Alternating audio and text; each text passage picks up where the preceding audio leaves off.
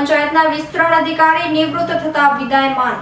રાપર તાલુકા પંચાયત કચેરી ખાતે વિસ્તરણ અધિકારી તરીકે ફરજ બજાવતા કે.એમ. ડામોર વય મર્યાદાના લીધે નિવૃત્ત થતા આજે તાલુકા પંચાયત કચેરી ખાતે તાલુકા વિકાસ અધિકારી એ.આર. ત્રિવેદીના અધ્યક્ષપદે વિદાયમાન આપવામાં આવ્યું હતું, જેમાં નિવૃત્ત થતા કે.એમ. ડામોરે 34ની નોકરી દરમિયાન તલાટી સહમંત્રી તરીકે રાપર, અંજાર, અબડાસા, લખપત ફરજ પ્રમોશન સાથે વિસ્તરણ અધિકારી તરીકે રાપર ખાતે ફરજ બજાવી નિવૃત્ત થયા હતા। નિવૃત્ત થતા કે.એમ. ડામોરે સમગ્ર સ્ટાફનો આભાર માન્યો હતો।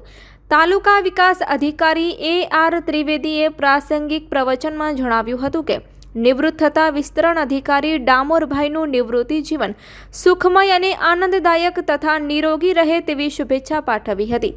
તાલુકા પંચાયત કચેરીના સ્ટાફ દ્વારા મોમેન્ટો અને શ્રીફળ તથા સાકર અને શાલ ઓઢાડી સન્માન કરવામાં આવ્યું હતું।